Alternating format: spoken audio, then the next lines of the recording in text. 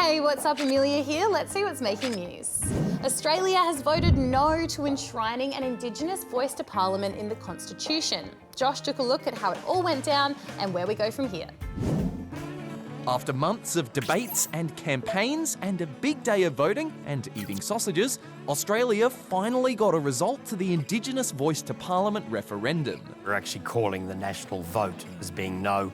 Yep, the result was a no from the majority of Australians and all the states. It's clear, obviously, that the referendum has not been successful, and I think that's good for our country. The truth is that no referendum has succeeded without bipartisan support.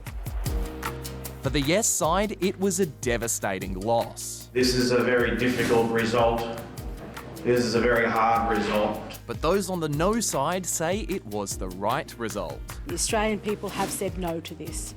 The Australian people want practical outcomes, a unified country where we can move forward together. So where to from here? Well, Indigenous leaders who campaigned for the voice to Parliament are calling for a week of silence across the country to grieve and reflect, while leaders on both sides of the debate say they'll continue working hard to find new ways to work towards reconciliation. The Coalition, like all Australians, wants to see Indigenous disadvantage addressed. We just disagree on the voice being the solution. This moment of disagreement does not define us. We are not yes voters or no voters. We are all Australians. Our pals across the ditch also had a big weekend at the polling booths, voting in a new Prime Minister. The opposition National Party came out on top, with new PM Christopher Luxon beating the Labor Party's Chris Hipkins for the top job. We will get this country back on track. 21-year-old Māori candidate Hana-Rawhiti Maipi-Clarke also became the country's youngest MP in 170 years. England has suffered a massive loss against Afghanistan in the Cricket World Cup. That and more in sport. It's one of the biggest upsets in Cricket World Cup history. Current world champs England went down to Afghanistan last night by 69 runs. The win was only the second game Afghanistan's ever won at a World Cup, and it's left England's chances of retaining the title in real trouble. The result also means bad news for the Aussies, plummeting us to the bottom of the ladder as we take on Sri Lanka in a must-win match tonight. Now to netball, where Australia has taken a 2-0 lead over New Zealand in the Constellation Cup. The Diamonds took the 55-46 win over the Silver Ferns in Brisbane last night, with Aussie shooter Cara Conan scoring an impressive 33 goals off 33 shots.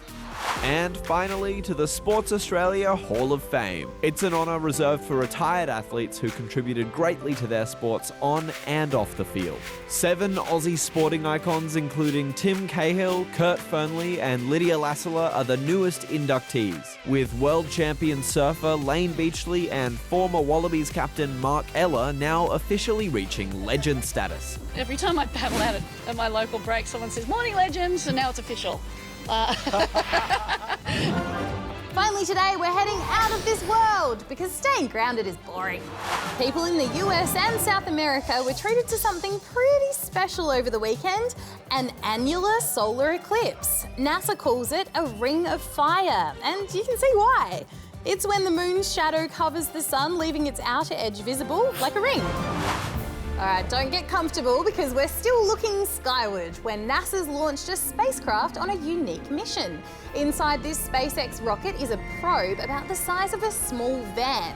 It'll travel 3.5 billion Ks to a metal-rich asteroid known as Psyche. It's thought to be full of iron, nickel, gold and other metals worth 10 quadrillion US dollars. Don't hold your breath though, it's not due to reach the asteroid until August 2029. Before we head back to Earth, let's marvel at the eye-popping, record-breaking, interstellar success of Taylor Swift's new concert film. Her Eras Tour movie has made more than $150 million in its opening weekend in America.